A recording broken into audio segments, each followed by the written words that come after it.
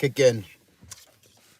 Guys, I'm 7 away from 900 subscribers. So, as I said, if you do enjoy the content, make sure you smash that like button and make sure you subscribe to my channel at Gav Goes In.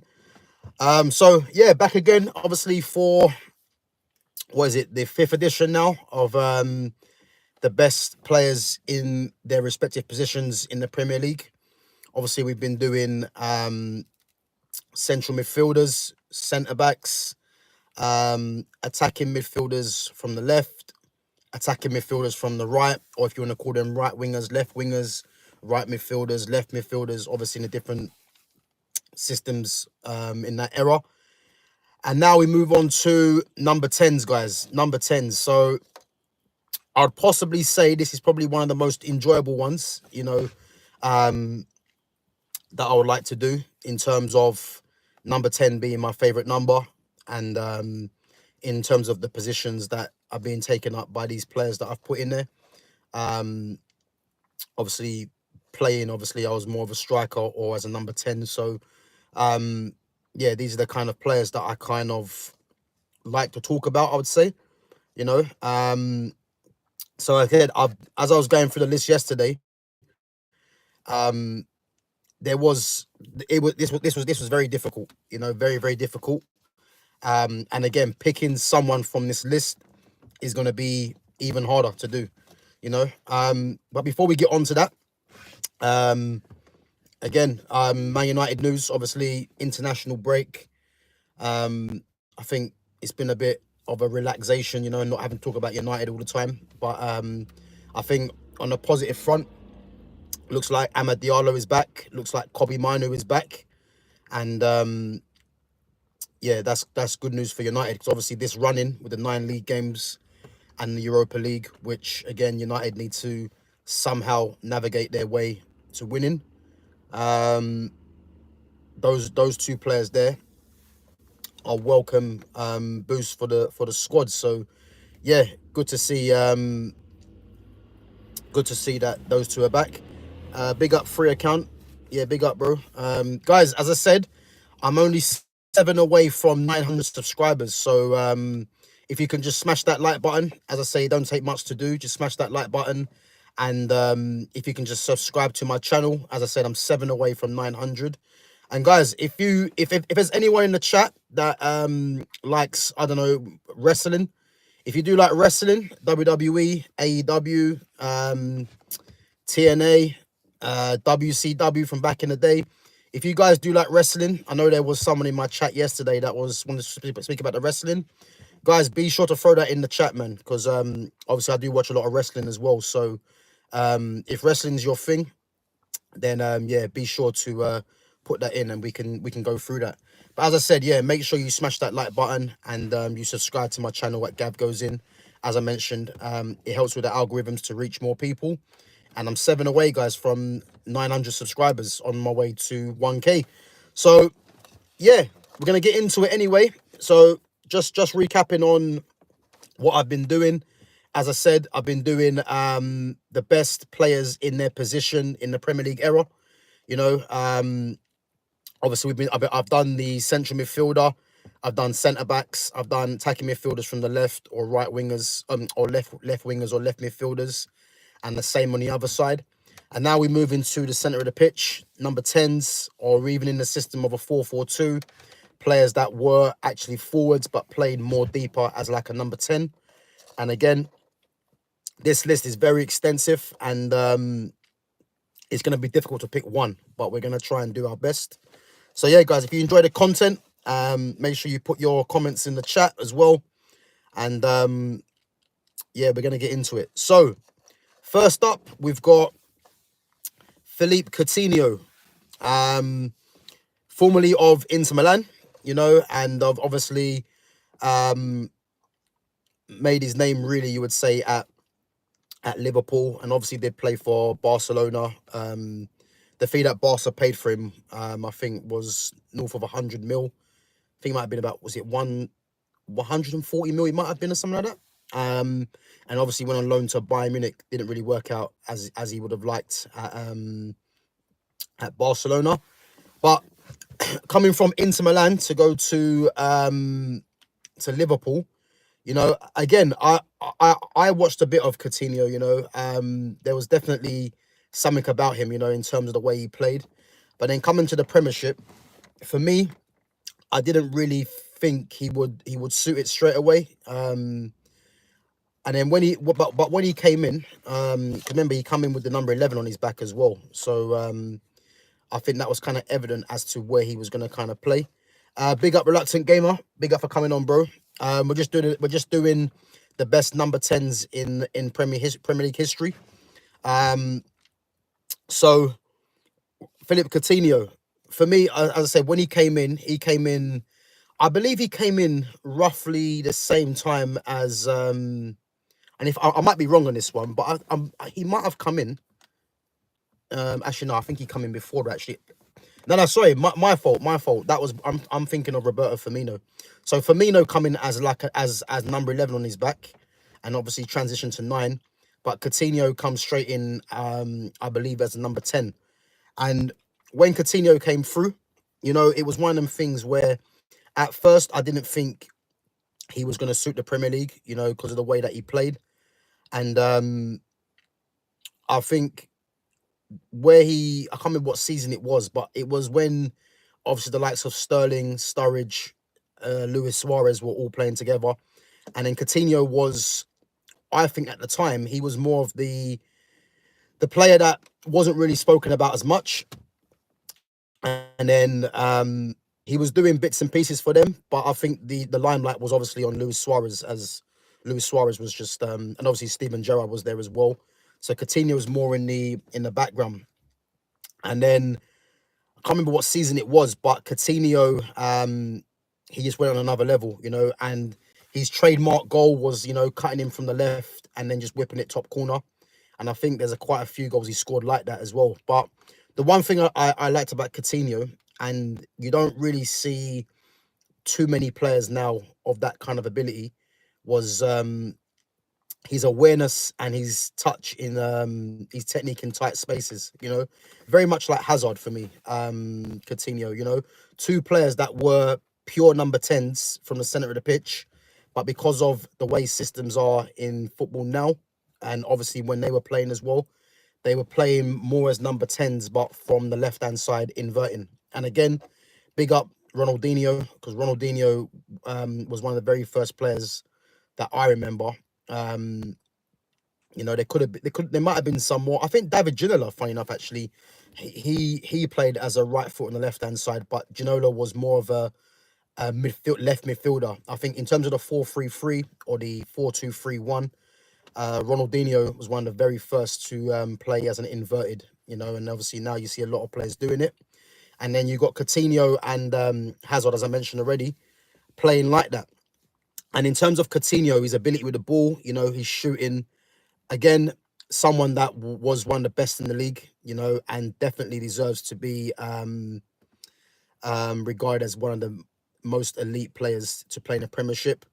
Big up Reluctant Gamer. Yeah, bro, don't worry. I'm getting onto this list, man. I've got a list of players here that, yeah, so it looks like almost you've seen my list already, man. But I've got a list of players on here that, again, when it comes to picking someone, it's gonna be difficult, because this list is probably the most difficult list I've probably done so far. So yeah, it's mad. But guys, again, make sure smash that like button, subscribe to my channel, and if you guys have got any wrestling talk, be sure to put that obviously in the chat as well. And then once I've gone through this, we'll be getting into that as well. So yeah, Philip Coutinho. Yeah, big up Aquib Weris, big up. So Philip Coutinho, for me, absolutely technician of with the ball at his feet. Shooting, as I said, was the way he cut him from the left hand side to whip it into the far corner. You know, that was his trademark goal.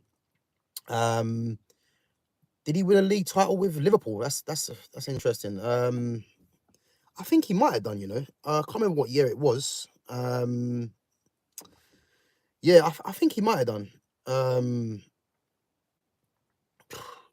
can't remember can't remember if he done or not, but going back to the guys, I will get back to your chats. Just bear me 1 minute. Some good chats that are coming through. Let me just finish up the Coutinho, and I'll get back to that. So yeah, Philippe Coutinho. I can't remember if he won a league title or not, or a Champions League. I believe he might have done. If anyone knows for sure, then put that in the chat. But an absolute magician with the ball. And then when he got his move to Barcelona, you could clearly see that he, at the time, was he was basically better than Liverpool. You know, he needed to be playing for a team that was competing regularly for Champions League titles. You know, and again, with any South American players, once they reach a ceiling, especially in the Premiership, the likes of the Barcelonas and the Real Madrids will come calling. And when he got the move to Barcelona, you know, it was obvious, you know, because he was that ability of a player. The thing that in a sense why it didn't really work out as well for him at Barcelona, and it was nothing on Coutinho's ability. I think he had a couple of injuries as well, but Coutinho at Liverpool was the main man when he was at the peak of his powers. But I think any player going to Barcelona or Real Madrid at that time, you're having to compete against Messi and Ronaldo, and however good you are, these two players, in terms of the era that they were, the peak of the powers that they were at, no one's gonna basically overtake them really. So, and I think that was Coutinho's fault. I think if Messi wasn't there and Coutinho came in, then everything could have gone through Coutinho at the time. But when Messi's there, Messi's one of the greatest players in history, you know, if not the greatest. So you're gonna have to take a back seat, unfortunately. And I think that's what Coutinho, I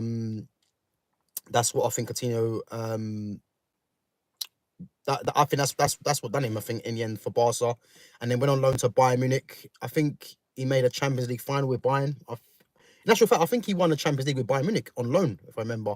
Remember they beat PSG in the final actually. So yeah, but Coutinho definitely in this list for one of the best number 10s. Obviously wore number 10 on his back as well, that the Premiership has ever seen. Definitely deserves his place in this list. Just gonna go back onto some of the chats. So yeah, big up Akib Waris. Big up Reluctant Gamer. So Reluctant Gamer says, I need to get back into WWE. I stopped watching after Undertaker's streak ended. Yeah, that's mad, man. Yeah, Brock Lesnar, man. Brock Lesnar was a beast, though, to be fair. So yeah, when I see Brock Lesnar face Undertaker, I didn't actually believe that Undertaker's streak was gonna get broken. I thought it was a case where they would have just kept his streak going for as long as possible. But when Brock Lesnar ended it, yeah, I think that was more or less the end of the Undertaker in the terms of his notoriety in WWE, in terms of being one of the best superstars to grace the WWE, really. You know, and if I remember right, didn't Roman Reigns beat him at WrestleMania as well? I can't remember. I think he might have beat him as well. So, but yeah, Undertaker, man, what a legend of WWE. And I think him and if anyone knows Bubba Ray Dudley or Bubba Ray, they call him. I think they're doing some sort of training now for the next superstars coming through. So mad. Big up Akib Waris. So Akib Waris says John Jones or Tom Aspinall. Do you know what? This is a great one. Because I've had a few people asking me this as well. Just quickly, obviously I haven't really watched too much of Aspinall's fights. You know, I know he's meant to be a deadly puncher. But what I would say, for me, John Jones is probably the greatest UFC fighter of all time. I would say. I think in terms of the weapons he has, you know, his submission game, his striking, his defense, you know, his takedown defense, in terms of what he has to offer as a pure fighter, you know, there's no weakness there. You know, he's got mad elbow strikes. Like, the guy has literally everything to his game, you know. I think the only question people might say now is, does he have the hunger? You know, obviously, after being off for a little while, you know, does he have the hunger to basically beat a Tom Aspinall, who's kind of like the new guy on the block in a sense. But for me, I've always said this: the toughest fight that I've seen John Jones have was there was two fights really. I'm not including the what's his name? I forgot his name. The wrestler. I can't remember his name now. I slipped my mind. I can't remember his name. But the two toughest fights I've seen him have is Alexander Gustafsson, the Swedish guy, the Mauler they call him. That was a touch and go fight for him and John Jones, and obviously John Jones won it in the end. But that's one of the toughest fights I've seen him have. Gustafsson was very durable, and he was non-stop in terms of coming forward. But John Jones just had too much in the end. And the other fight was Dominic Reyes. If anyone remembers that fight, Dominic Reyes and John Jones, I think Dominic Reyes is probably given the most convincing display, I would say, even though he got beat. I can't remember, I think he got beat on points in the end. But they were the two toughest fights that I've seen John Jones have. And for me, I don't see no one beating him. But again, a lot of people think Aspinall will beat him. I have to still stick with John Jones because, as I said, he's probably one of the greatest that I've seen. And yeah, I don't see anyone beating this guy. So, but again, what a fight it's going to be. And a lot of it's going to come down to if John Jones still has the hunger, and again, his health is intact, then I don't see him getting beat. I don't see no one beating him. But again, I think this could be his last fight as well. But yeah, good question, man. So Latin Gamer says, tough question. Where is Jones not getting younger? Yeah, I agree, but I think John Jones has got so much to his game. He can beat you in so many ways, and I think that's going to be key against someone like Aspinall. Again, I've not really watched much of Aspinall, but I know his striking ability is meant to be elite. But I just don't see no one beating John Jones because I think John Jones as well, he's been in the deep end in terms of fights, he's gone through a lot as well. And I think people probably looking at Aspinall to beat him. I think John Jones is going to be wanting to make a statement. And again, the guy's dominated in he's dominated in different divisions as well, light, heavy. So I think, him fighting Tom Aspinall, it's going to be a good fight. But I think John Jones still does it, man, if I'm honest. But yeah, big up the question, Laris. Big up Usman Guye. Big up. Yeah, let me just go for back to my list. So Reluctant Gamer, I just want to say, in regards to Paul Scholes, I've not put Paul Scholes as a number 10 in the ones that I've picked, purely because although Paul Scholes did play as a 10, obviously if anyone remembers, he played as a striker as well, with obviously in the 2. But I think Paul Scholes, rightfully so, got his flowers in terms of how good he was when he was dictating play in central midfield. And that's why I had him in my list for central midfield. Big up Pro Brothers. Big up for coming on. Guys, make sure to smash that like button. Subscribe to my channel at Gav Goes In. I'm only 7 away from 900. Yeah, so again, I put Hazard. Hazard's a number 10 for me, but Hazard played more of his time as a attacking midfielder from the left. So that's why I put him in the list yesterday. And if anyone's watched my content, make sure you give it a check. Big up Justin. If anyone's watched any of my content from yesterday, previous day, shall I say, the best attacking midfield left was Hazard for me. So that's why Hazard is not in this list, and neither is Paul Scholes, nor is Joe Cole. So yeah, big up road to 100 subscribers. Yeah, Messi is the GOAT for me, man. Him, R9, Ronaldinho. Yeah, but just going back onto the list, guys. I don't want to get sidetracked because obviously there's quite a few to get through. But yeah, big up yourselves. Make sure you subscribe to my channel and smash that like button, guys. So next on this list is Mesut Ozil. Mesut Ozil for me, pure number 10. Watching Ozil when he was coming through, obviously played for, if anyone remembers, Werder Bremen. in Germany, and then from Werder Bremen he got his move to Real Madrid. And for me, you didn't really. For me, what I would say about Ozil is that I think apart from probably Rafael van der Vaart, I didn't really see too many left-footed number 10s. I know obviously you got the likes of Maradonas and Rivaldo, but these guys were, I'd say these guys were more, just put them on the pitch and they'll figure it out kind of thing. I think in the system, right, I've just seen a comment that I will get back to.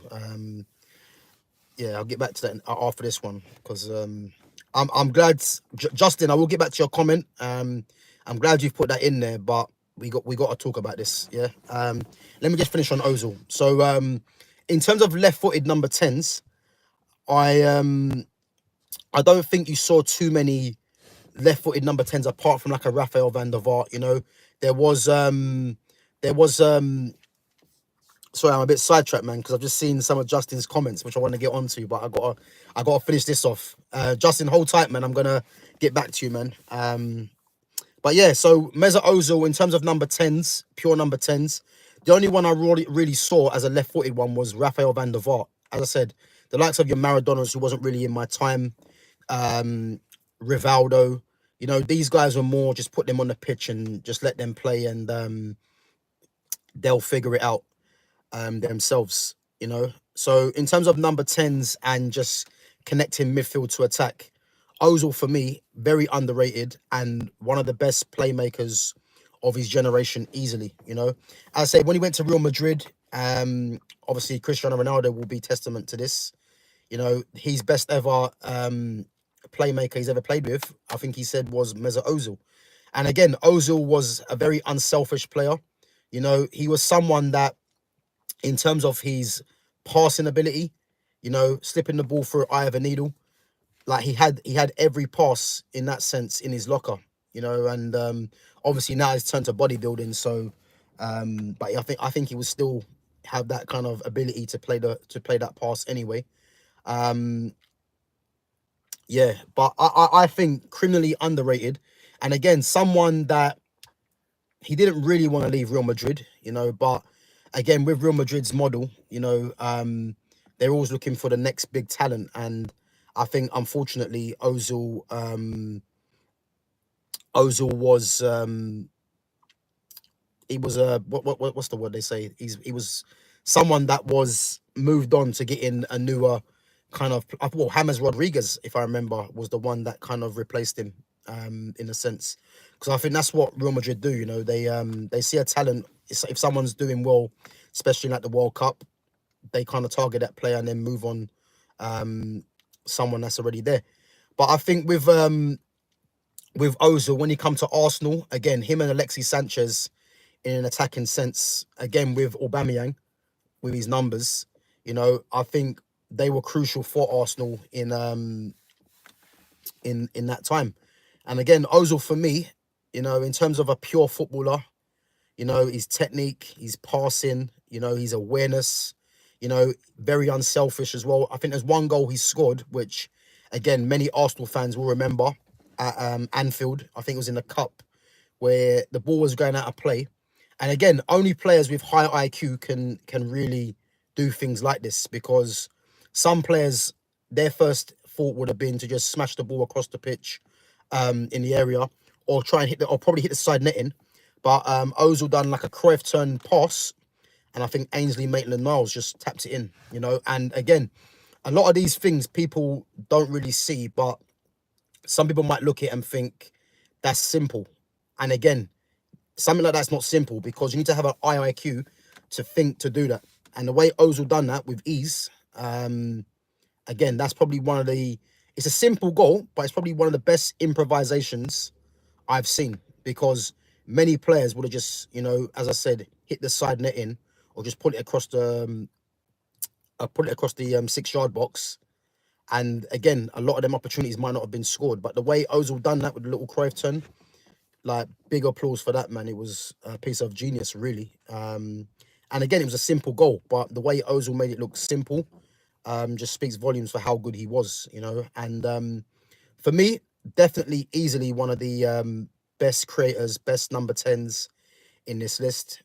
Again, someone that come to Arsenal was a number 11 and then wore the number 10 shirt towards the end of his career in the Premiership. So definitely there's his name on this list.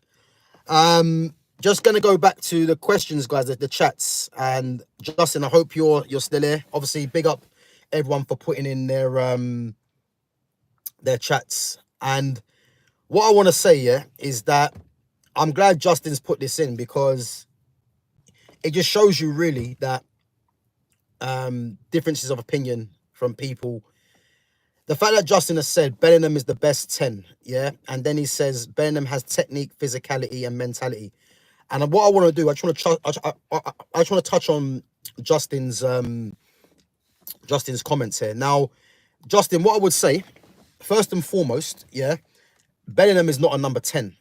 I know he plays there for England, and again, England are playing him there because Real Madrid, they're England are playing him there really because they're trying to make him the centerpiece of the team, And if you look at England's team, you've got so many number 10s that are better than him.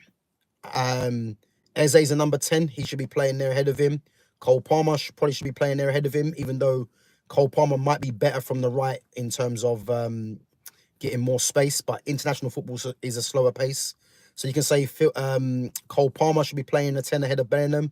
Eze should be playing in there ahead of him. Morgan Rogers should be playing there ahead of him. Morgan Gibbs-White should be playing there ahead of him. Even Phil Foden, should be playing in there ahead of him. So there's so many number 10s that are better playing in that position, but England are trying to make Bellingham as the centerpiece of the team, And again, it's okay doing it against the likes of Albania, Latvia, and these kind of teams. But when he plays against the very best teams, internationally, the Frances, the Spains, Hollands, Germany, I'm talking Europe, probably Portugal. Who else is there? Yeah, so when he plays against the best nations in Europe, he isn't gonna be able to have his own way, I would say. And this is when you're gonna see how pure number 10s work. Because again, for Real Madrid, he's playing as the most advanced midfielder. And a lot of it comes down to his profile in terms of he's a powerful runner from that position. And what you have to remember, if we're talking about number 10s, the best number 10s, and I've already mentioned the likes of Coutinho and Mesut Ozil. These guys were pure number 10s in terms of being creative, connecting midfield to attack, slipping the ball through eye through a needle. Like these are pure number 10s. And again, I've got more players on this list. And I think the way the number 10 has gone now, especially in football, the number 10 now has been taken over by runners. You can see the likes of a Bruno Fernandes, who plays, obviously he's playing a bit of a different system now for Man United, but he was playing as a 10. He's more of a runner. Jude Bellingham as well. And the fact with Jude Bellingham that you think he's a pure number, he's probably the best number 10, for me just shows you how much football has declined, because Jude Bellingham isn't a number 10. You know what I mean? He's playing, as I said, as the most advanced midfielder now. But I just think because Ancelotti is utilising what his attributes are, because you can't play Bellingham as a deep line midfielder because technically he isn't good enough. So obviously you've got a front three in Mbappe, who's obviously plays more on the shoulder, and obviously you've got Bellingham, obviously who people call a box crash, because obviously Bellingham's a powerful runner. So I think it's important to understand what makes a proper number 10, because he was getting numbers in his first season playing as the most advanced midfielder come false 9, because there was no striker there, and he was getting numbers. And obviously, as you can see now, his numbers have reduced massively because he's playing as a number, I say as a number 10, he's playing as the most advanced midfielder, and there's actually a striker there now. So his numbers have reduced in that sense because he isn't the one that is tasked with getting the goals really, because obviously Mbappe is there. But what I would say is that in terms of his physicality, and you said mentality, I would say, yeah, I possibly say I agree with that in terms of he believes in the hype that he's been given, which is unjustified for me. Even little things when England played in the Euros, you could see like a lot of these fans, I would say, a lot of fans don't really get football, you know, they're just fans of clubs or of nations, and when they see someone do something, they just latch onto anything really, you know. And there was one instance, I think, in the first game where England, I think England played, was it, yeah, England were playing Serbia, and there was an instance where I think the ball went out for a throw on, and I think Burnham come over to the well, Burnham was over by the fans, and then he ended up, I think, barging one of the Serbian players. I believe it might have been Filip Kostic. And then what he did, he done that on purpose because he knew the fans would be getting up for that, where a lot of fans would be saying, you know, oh, that's Jude, that's my winner, he's a winner, and all these kind of things. So a lot of these things play a factor into people thinking Jude Bellingham has the mentality because he's a passion merchant, basically, you know. But for me, I look at things a bit differently, you know. And again, it's all well and good having an opinion, but to say Bellingham is the best number 10 and he has the technique and physicality and mentality, I don't agree. You know, I 100% don't agree. I think he's playing in Spain as well, where if you look at him, he's 6 foot. You know, as I said before, he's a powerful runner, and he's playing in a league where the league's very technical. So someone like him of his build, he will be looking threatening physically because, again, he's playing the league, which obviously is more on the technical side. So he will shine in that sense. But if he was to bring Bellingham back to the Premier League, because the Premier League is more physicality, he wouldn't shine because he'd just be like another player, you know. And this is where the difference is. And again, me personally, seeing Jude Bellingham play as a number 10 is a crime to football. The fact that he has number 10 on his back for England as well, again, is a crime to football because they're trying to push this guy in a direction that really and truly he has no right being in because he's not a pure footballer, you know. And again, his PR is second to none, you know. He's probably got the greatest PR in football as it stands right now. And what I would say, the longer that England are trying to, you know, put Jude Bellingham in people's faces and trying to make it seem as if Jude Bellingham is the go-to guy at the expense of other real number 10s in that England squad, England will fail, and I promise you, because when they play against the best teams, he's going to be a passenger. I promise you that, because again, Bellingham believes in his hype as well, you know, which has been given to him by these fans. And as I said, when it comes to him playing against the best nations internationally, and when it comes to him playing for Real Madrid when it really matters, you're gonna see that there's a lot of deficiencies to Bellingham's game. And again, I think he's a good player, but do I think he's a top player? No. Do I think he should be playing ahead of the likes of Arda Güler for Real Madrid? No, I don't. But again, his profile and his standing in the game, he's going to be pushed into our faces, what I would say, you know. But what I would say, yeah, big up for your comment. Because, again, a lot of people think Bellingham is that guy, and I, for one, don't, you know. I just think he's a good player, but nothing more, you know. And as I said, just going forward with England, for me, the likes of Morgan Rogers, the Cole Palmers, Eze's, Gibbs White, Phil Foden, you know, even though Foden's been poor this season, these guys should be playing as number 10s ahead of him any day. And even Kobe Mino I'd have in there as well, you know, because these guys are pure footballers. But the longer that they keep trying to persevere with Bellingham as number 10, I promise you now, against the better nations, you're gonna find England struggling because he's gonna be a passenger, you know. But big up for your comment anyway. Yeah. As I said, bro, and everyone's entitled to their opinion. That's what it's about, man. But just reading through some of the chats. Is Tana? Is he Polish? I don't know. Yeah, I'm just reading something for the chat. So sorry. So yeah, just going back onto best number 10s. Next one, this list, as Reluctant Gamer said already, Dennis Bergkamp. So Dennis Bergkamp for me, I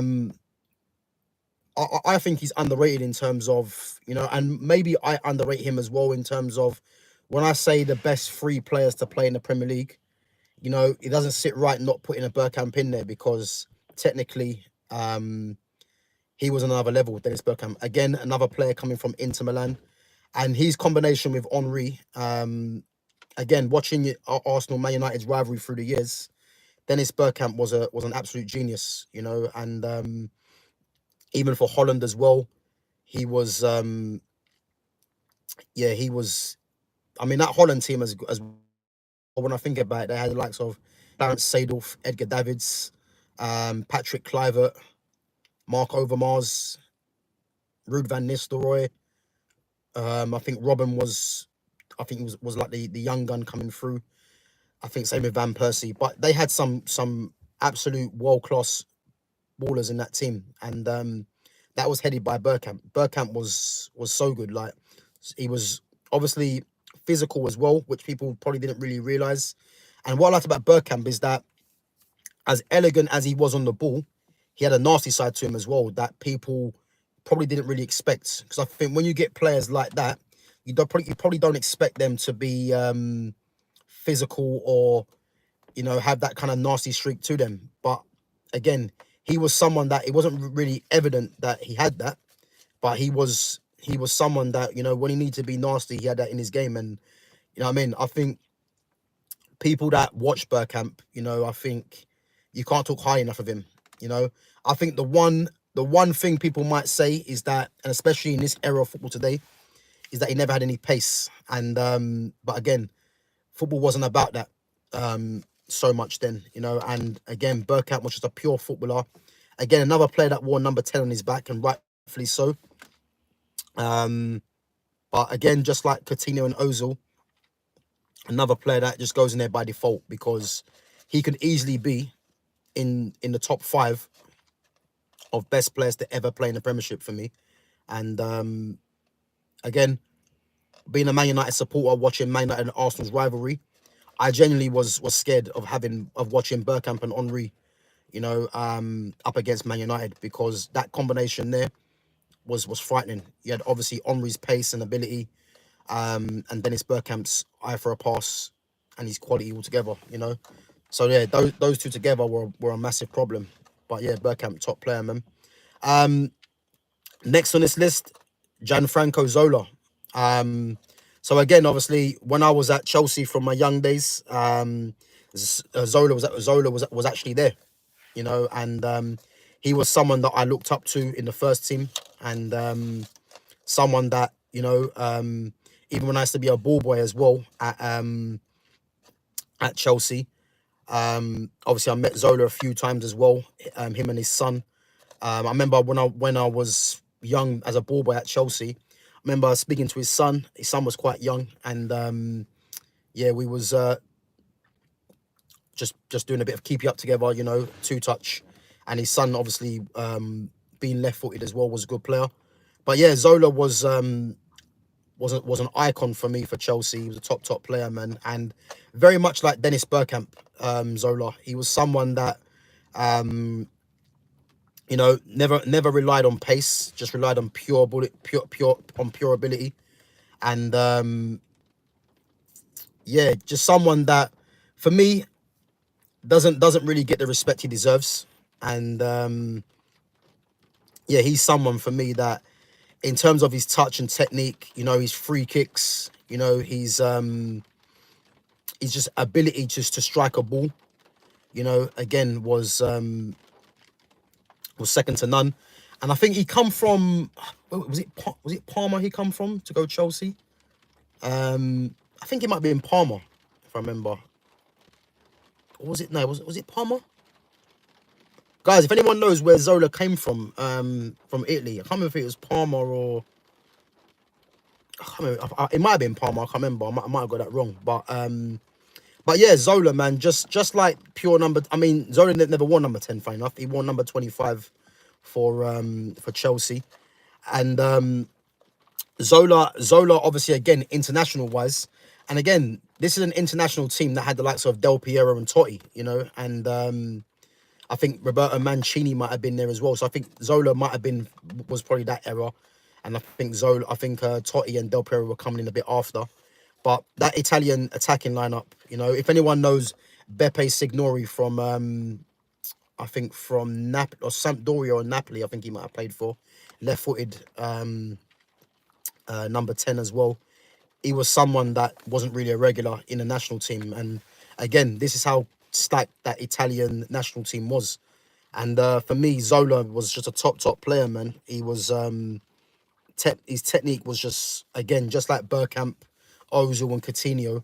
These guys are pure technicians that didn't rely on pace or nothing like that. And yeah, he's just a great player, man. And again, another player that was criminally underrated. You know, imagine if these players were in this era of football now. You know what I mean? They'll be getting criticised because, again, these players never got mad numbers. And that's because no one really cared about numbers back then, because we just knew that these players were just top players. And again, going back to this list that I've got, none of these players had mad numbers. And I think there's only one player on this list that I've put down that you would say didn't even have a mad numbers record, but his numbers were superior to the players on this list. You know what I mean? And that's because he played in the more recent era. And that just shows you how much football has gone away from the actual technicians of this world to playing with more athletes, you know, which has ruined the game. But yeah, Zola, top player, man. And again, another player that just easily makes this list. Next on this list, David Silva. I mean, what a player David Silva was. Again, if anyone knew David Silva's career, obviously coming through at Valencia, playing with another one of my favourite players in David Villa. And that combination of David Villa, David Silva, if anyone knows Joaquin Rodriguez, that used to play for Real Betis, he was on the right, and on the left they had a guy called Vicente, left-footed. And that combination of Vicente, Joaquin, David Silva, and David Villa for Valencia. Big up Shabab Productions. Yep, I'm in the UK, bro.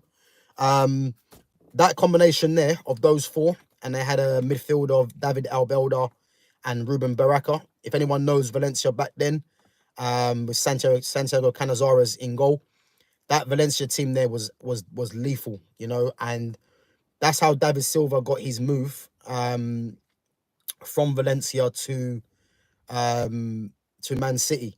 And again, if anyone watched David Silva was, you know, he was just a pure technician, especially in that era of football. You know, he was someone that on the half turn, in the half spaces, you know, he was just a pure footballer, you know, passing, short passing, you know. He wasn't someone that had to play the long passes, because his game was more suited to being in the half spaces and just threading through the ball. And again, when he come to Man City, you know, I would say he went up a level in terms of his ability to dictate games, you know. And so I think at Valencia, he was younger, obviously, and even though he was class at Valencia, I think Man City, he kind of was just running games, you know. Again, his relationship with Sergio Aguero Yaya Toure.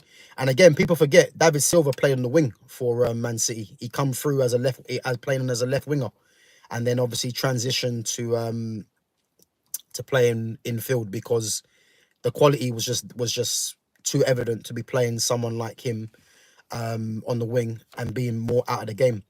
And I think obviously again he played it on the wing, which is very common with what managers do in English football. If they look at your size in terms of being 5 foot, they think that you can't play in the middle of the pitch because they're looking at the physicality side of it, which is a poor outlook, I would say, on football. And David Silva proved that when he was moved infield and was dictating play from deep. And for me, easily one of Man City's best ever players, along with Yaya Toure for the period that he was in the Premiership for. And again, just like Zola, these guys were 5 foot players, but in terms of their technical ability, it was just evident for everyone to see, man. And David Silva, again, one of the best players of his generation.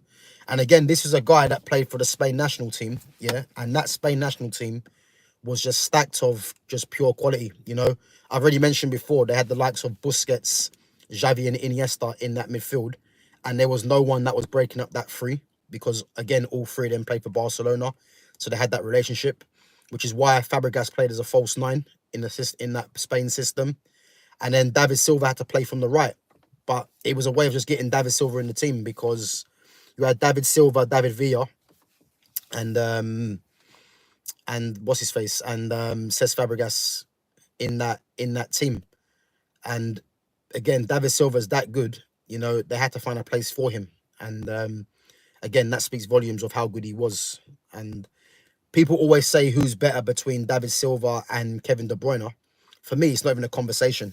As good as Kevin De Bruyne has been for Man City, and as good as he has been in the Premier League, he's nowhere near David Silva as a football player in terms of a technician. I know De Bruyne, obviously, in terms of long passing, shooting, he has that over David Silva. But David Silva, the way he can just dictate a game, the way he can just get into the half spaces and create at will, and his dribbling as well was underrated. You know what I mean? He's much the better player for me. So he deserves his place in there. Next on the list, I'd say he's probably my favourite player to play for Man United. One of my all-time greats, Eric Cantona. Eric Cantona, man, what a personality he was. Obviously, if anyone remembers the Kung Fu kick to the Crystal Palace fan, who abused him. And someone like Eric Cantona, man, for me, he's probably the sole reason why Man United became relevant again. Because Man United were stagnating before he came in, and when he came to the club, just the aura of him and his personality, his ability, he just changed things for United. And that period of when he came in, he was the main driving force why United were winning league titles. If anyone remembers his goal, where Kevin Keegan done his famous outburst, I remember watching that game against Newcastle at St James's Park. When the ball came over, and I see Eric Cantona waiting, I immediately said goal, because Eric Cantona just had that ability to deliver when it really mattered. Reluctant Gamer, big up yourself, bro. If you just want to start removing people from the chat, anyone that's coming on there chatting shit and doesn't want to contribute to the channel, bro, feel free to remove them from the stream, man. Big up yourself. So yeah, Eric Cantona, man,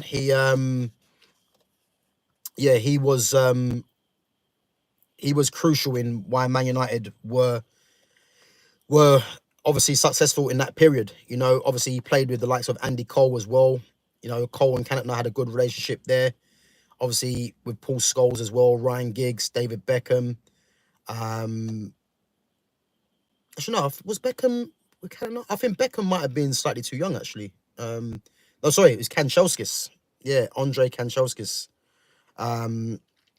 But yeah, Cantona, man, what a player. I think more importantly, his ability was evident. But I think the reason why Cantona was for me was someone that I just loved watching play is because he just had a nonchalant attitude where, you know, and it was different that the Premier League had ever seen as well. You know, he just didn't give a shit, but he was delivering on the pitch. And, you know, Ferguson had to treat him differently to other players. And, you know, that's for me, that was great man management because, yeah, he knew he had someone there that was a match winner. And obviously he proved that plenty of times. So yeah, Cantona again is just in there because of his aura and his ability. Um,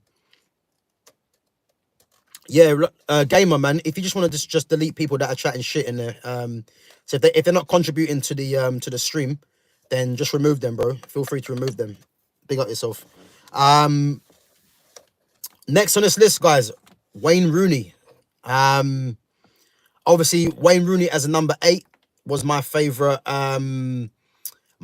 player for United. When he went to the 10, um, even though Rooney was even though Rooney was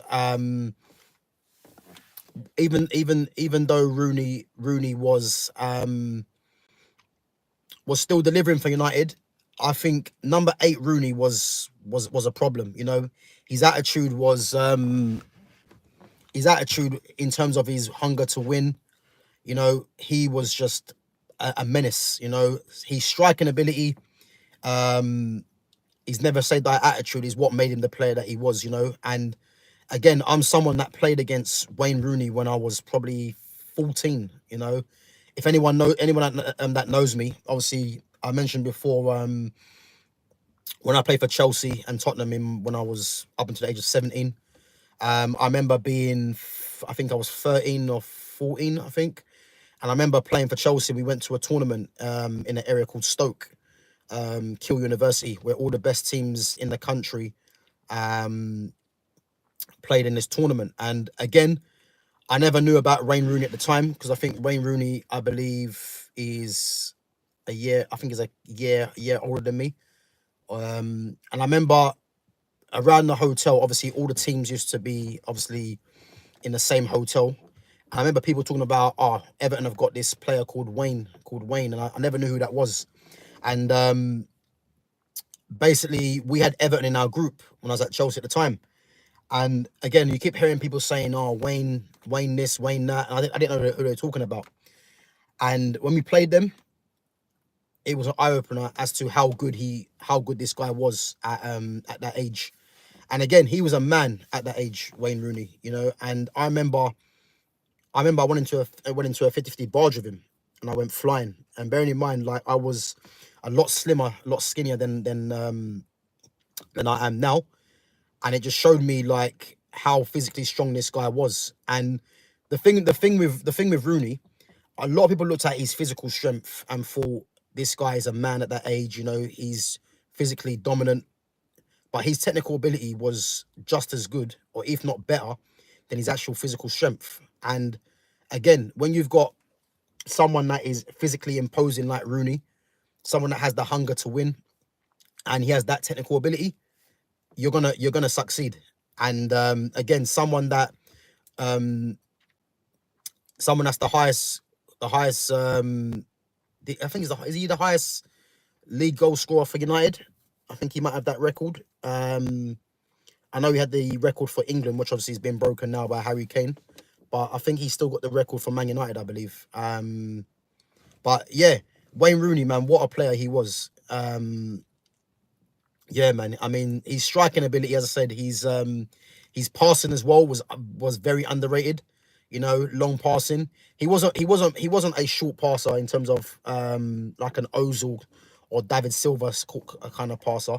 He was more long range. You know what I mean? And as I said, his striking ability. The goal we scored against Newcastle, where he was arguing with the ref, and he just turned around and just hit it in the top corner. You know, again, yeah, what a player, man. And yeah, he was someone that, again, I was looking up to, man, coming through the system. And yeah, the career he's had, you know, thoroughly deserved. But I think personally, international wise, I know he obviously broke the record for England in terms of goals, but I think it has to be said his World Cup output was poor. I believe he's only got one World Cup goal, if I remember rightly. And again, someone of that ability should be having way more than that. Um, but yeah, what a player, man! And again, what an experience to play against someone like that as well. You know, because at the time, and you know, you actually get to see the levels of some players. You know, and again, guys, I just remembered someone that I played against as well from young, and I haven't put in this list, and that's Sam Nasri. Sam Nasri personally is probably one of the best players. Is probably the best player I played against. Again, I think as a 13 or 14-year-old. Obviously when he was at Marseille. But yeah, he deserves a mention in there as well. I didn't actually put him in my original list, but yeah, I think he deserves a mention for sure, man. Again, another pure technician at Arsenal. Obviously was playing in that 10. He was there before Ozil, actually, funny enough. But yeah, what a player he was. And does he get into the greatest tens of all time? He might just be below that, not because of ability, but because I think he probably could have done a lot more and added a bit more longevity, I would probably say, when he was there. But he could easily be on that list. So if anyone wants to put him in that list, then yeah, feel free to add him through, man, because he was a top player, Nasri. Next player on this list, again, might be a surprise, but probably the most talented player that the Premier League has ever seen. That's how good he was, you know. And I truly believe he was one of the most talented players. And that's Dimitri Payet. I mean, what a player this guy was. And again, Payet was someone that was touted from early. Was he at Marseille when he was young? I think he might have been at Marseille from young. I think he might have been at Marseille when he was younger, coming through. But he was already being touted. And again, he never got a move to a top club early on in his career, which was obviously a bit of a surprise. But when he came to West Ham, I think the biggest compliment to give that Dimitri Payet at how good he was, when Carlos Tevez come to West Ham, Carlos Tevez was seen as the he was the difference maker in terms of an attacking sense for West Ham, and obviously he played his part in keeping West Ham up. Obviously, when they come to Old Trafford, he scored the goal and played his part in keeping them in the league. And obviously got the move to Man United, well, the loan move to Man United, and then eventually went to Man City. The biggest compliment I can give Dimitri Payet is that I think Payet had a bigger impact than what Carlos Tevez did at West Ham. Because I think Payet was that good. I think for that couple of seasons he was at West Ham, he was easily the best, one of the best players in the league playing for West Ham. Big up Simba7. How's the weather out here? It's raining, man, so it's not looking too good. Big up VFC Gamers. Big up ORC Gamer as well. Big up Jeremiah. Guys, make sure you smash that like button and make sure you subscribe to my channel. I'm only 7 away from 900 subscribers. Again, we're just talking about the best number 10s in the Premier League history. You know, check out some of my content as well, guys. I've been doing this for the last week now. So I've done central midfielders, I've done centre backs, attacking midfielders on the left wingers or left midfielders. The same on the other side, right wingers, right midfielders, attacking midfielders on the right. And now we're doing number 10s. So check out my content, guys. Again, have a look who's in that list, and have a look who I went for as well as the best players of the Premier League era in that position. Again, if you guys think there's other players, then be sure to put that in the chat. And as I said, yeah, make sure, guys, if you've got anything about wrestling as well, or UFC, yeah, put that in the chat, man, because they're two sports that I like to watch. So yeah, if you've got anything about that, then put it in. Big up VFC Gamers, big up for subscribing, bro. But yeah, back onto the list. Dimitri Payet. As I said, Dimitri Payet in terms of a pure ability, you know, again, you got Adel Taarabt as well, who I haven't put in there because, again, in terms of pure ability, Taarabt, Hatem Ben Arfa, if anyone remembers these guys' names, these guys are just pure magicians on the ball, number 10s. But I think for various reasons, it's hard to put them in this list because of the longevity, a little bit, I would say. But in terms of pure ability, these guys can be in there. But I think this league, obviously, in terms of this list, should I say, it's more than just having just a pure ability. Yeah, bro, I like boxing, man. If you want to talk about the Conor Ben and Eubank, I'm here for that, man. I'll tell you my predictions. So yeah. Or if you want to talk about the greatest ever, whoever, yeah, let me know, man. So yeah, boxing, UFC, wrestling, and obviously football, guys. If you've got any chat for that, man, put that in the chat. So yeah, Dimitri Payet, man. What a player, man. Yeah, he was class. I mean, I remember the goal he scored against United from the free kick. I believe that was in the cup. You know, De Gea had, I think, was it De Gea that was in goal then? I think it was, yeah. He had no chance with that, and the distance that Payet struck it from as well. Yeah, it was ridiculous. I would go as far as saying, yeah, I think Dimitri Payet was possibly the best from a dead ball in the Premiership, I would say. And again, you had guys like David Beckham, and I think Beckham's definitely up there. But I think Dimitri Payet has to go down as probably one of the best from a set piece chance in terms of free kicks. I think he was that good. You know, I think he was a threat from any distance. You know, and again, his skill, his touch, his technique, yeah, it was ridiculous, man. He was such a good player, man. And again, someone that didn't really play for the top teams. Guys, sorry, I've just remembered. It's another player I've not mentioned. And again, I hate doing this because when you're doing this, you actually remember some players that are not getting a mention, you know. And I'm gonna go through him again. So I'm gonna add him to the list and go through it after.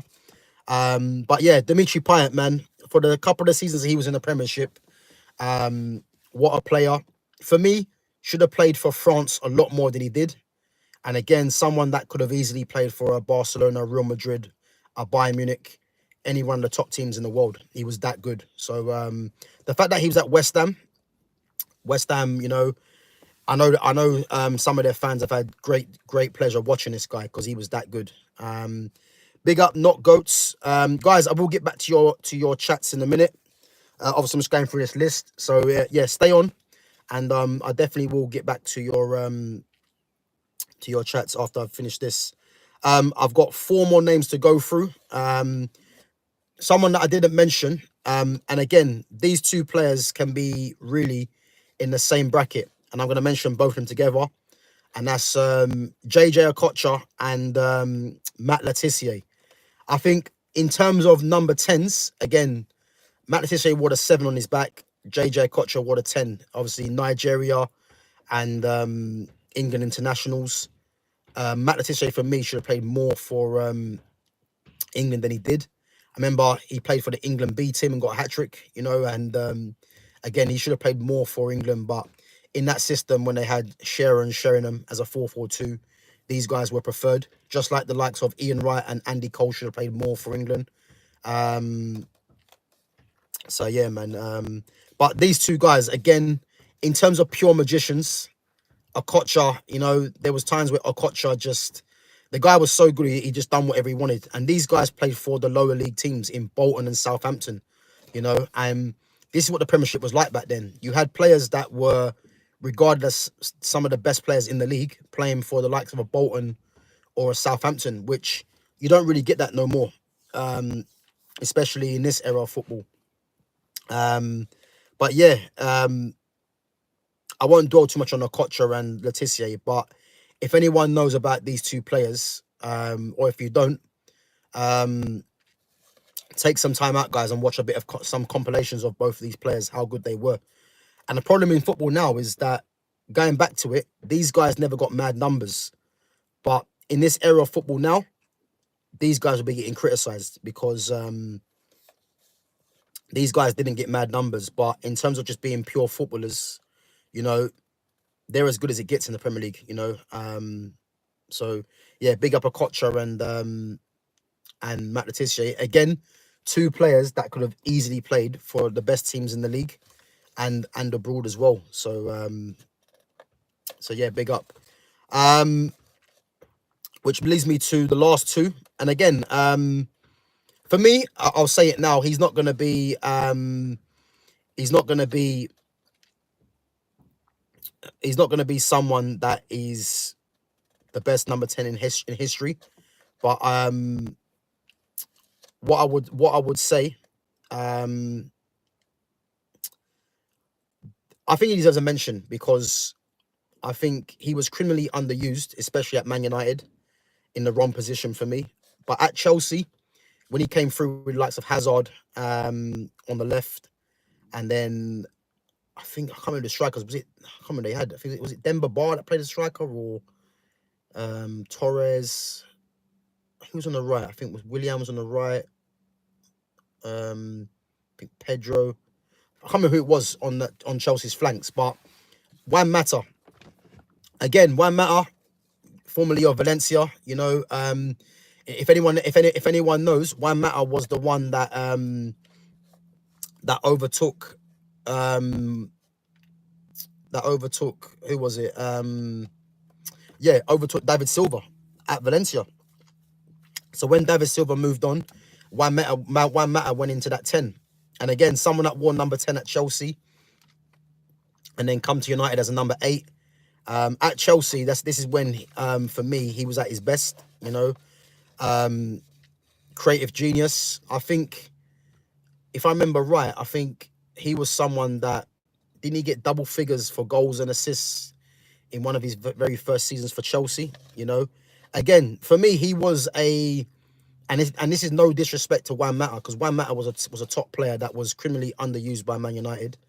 He was, for me, a poor version's David Silva, you know. Left-footed, you know, number 10, diminutive in size as well.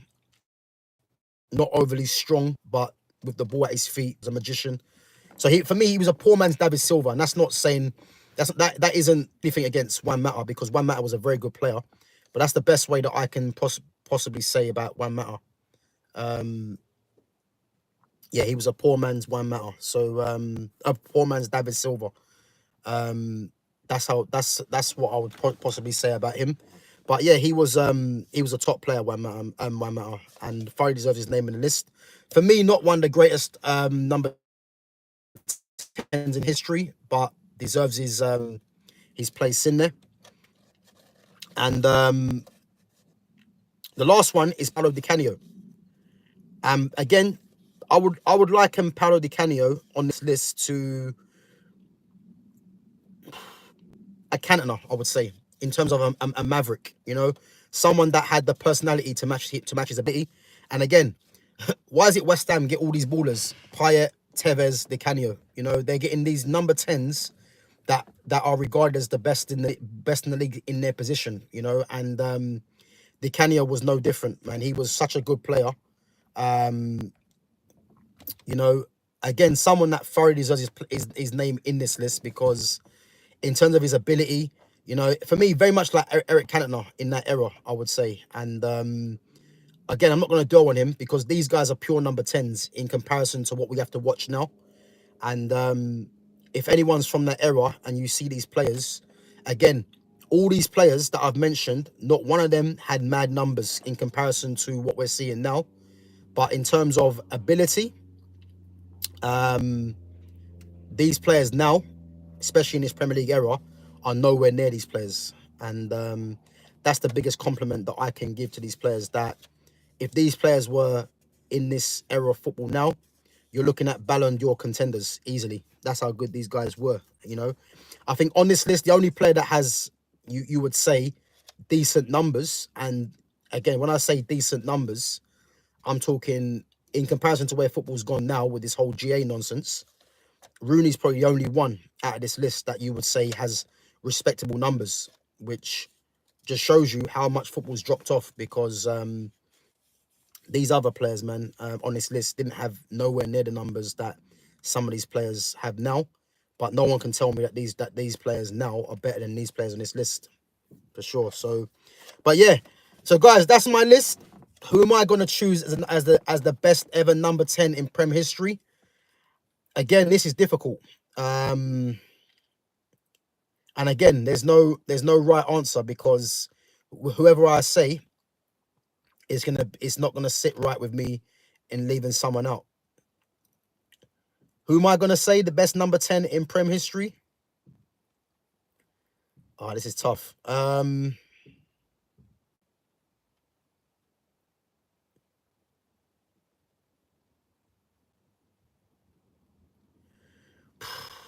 This is tough. Guys, I'm gonna go with Dennis Bergkamp. And again, it could be Bergkamp. For me, it could be Bergkamp, it could be Cantona. You got, yeah, the list is hard, because you got the names I'm gonna mention, for me, who it could be, you know. And again, Coutinho and Ozil, for me, these are top players, you know, and they, as I said, I think I don't want to leave them out, but again, this list is so hard, because I'm not mentioning Zola, I'm not mentioning Letitia, Mata, Di Canio was a top player, but I think as tough as this list is, I'm looking at Bergkamp, David Silva, Cantona, Rooney, and Payet, you know. And again, I'm leaving out these other names, which is how difficult it is. But I'm gonna say Dennis Bergkamp, you know, because Dennis Bergkamp for me is top 5 best ever players to play in the Premiership, you know. And I'm gonna leave it like that, because it doesn't sit right, man, not leaving these other guys out. But you got to pick someone. So I'm gonna say Dennis Bergkamp for sure. But guys, yeah, if you think there's anyone else, then be sure to let me know. Just gonna go through some of the chats before I bounce. So big up Reluctant Gamer. So yeah, Hatem Ben Arthur, man, what a player, top player, man. Again, in terms of natural ability, you know, he was so talented. Obviously, his discipline and hunger for the game probably presided over that. But what a player he was. What's my prediction for Ben and Eubank? I'm gonna say Eubank Jr. Eubank Jr.'s experience. I think he's had more fights in terms of, you know, tougher fights, you know, so he's been in the deep end a lot more. I think Conor Ben will be up for that fight for sure, and I think Conor Ben has the ability to trouble him with his speed and his punch power. But I think Eubank Jr., his experience, his punch power as well, which is underrated. You know, his know-how, I think, will get him over the line in the end. But yeah, big up. VFC Gamer says, tell about Ronaldo. Yeah, Ronaldo's in Saudi, man. Yeah, he's bagging in Saudi, but again, when it comes between Messi and Ronaldo, those of you that been watching my channel for a while, knows it's Messi, man, all day long. Ronaldo's not even close. In terms of numbers and being able to compete with Messi, huge respect, and the work that Ronaldo's put into his career. But if we're talking about pure football, Ronaldo's not even in the same stratosphere as Messi. So that's what I would say on that. But big up Arash Jahani. Are you a rapper? I'm not. Dimitri Gianni. So talking about football, Dimitri Gianni. Is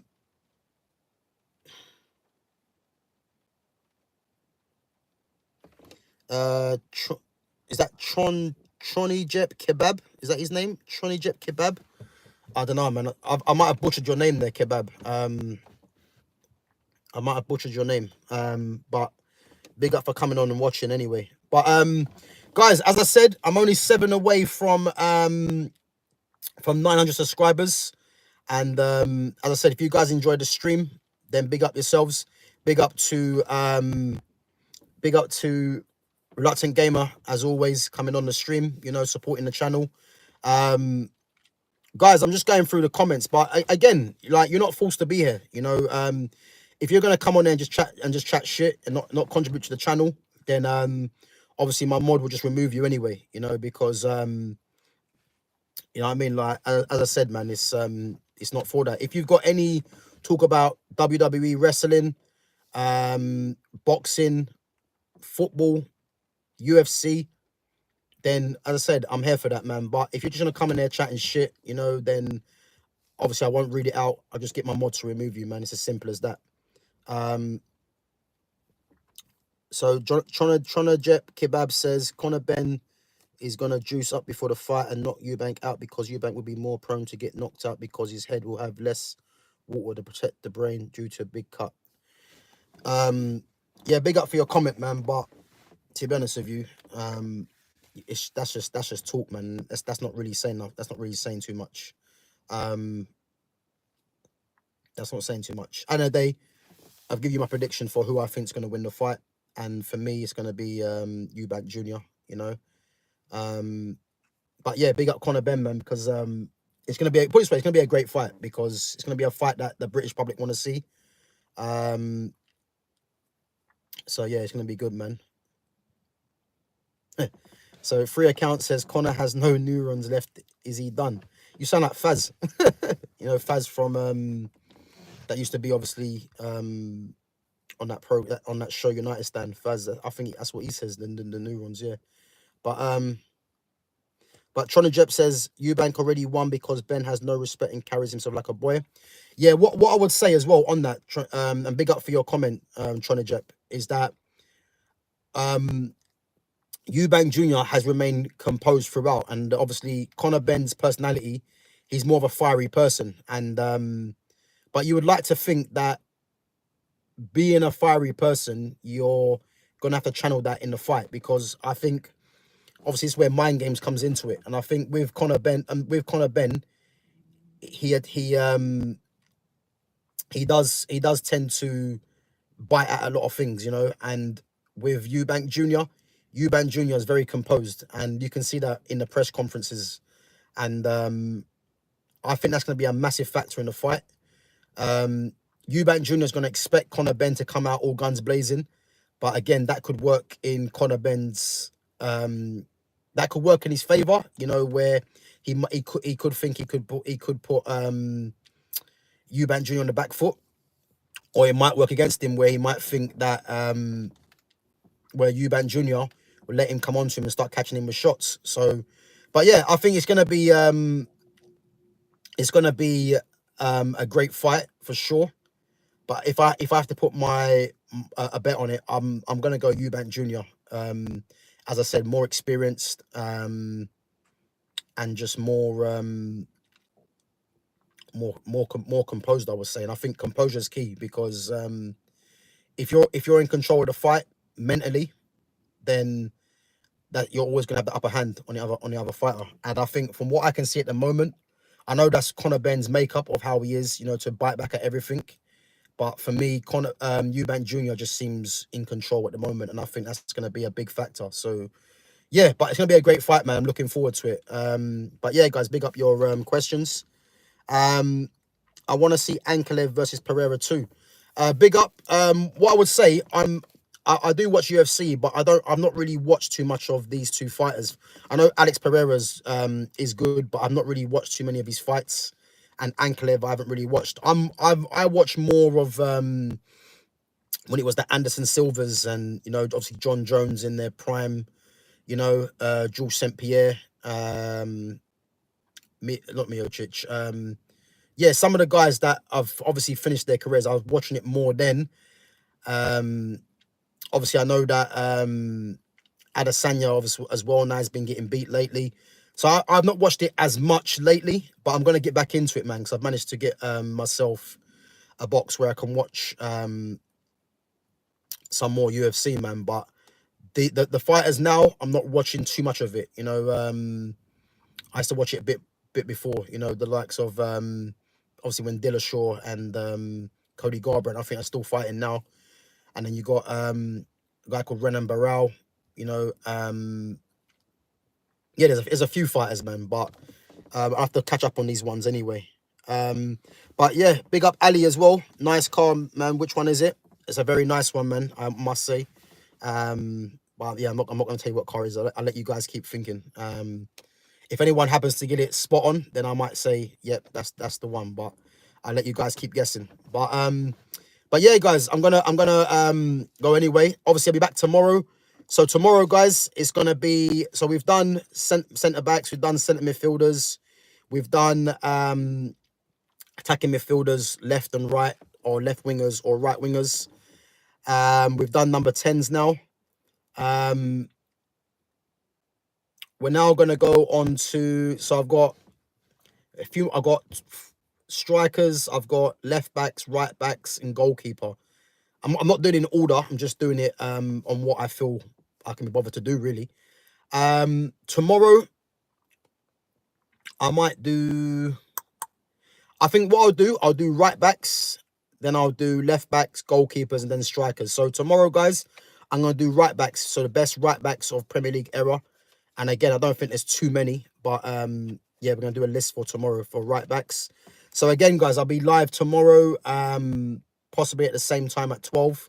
So yeah, if you guys obviously enjoy the stream today, you know, give it a watch back as well. Check my content out. And as I said, yeah, keep putting your chats in the comment.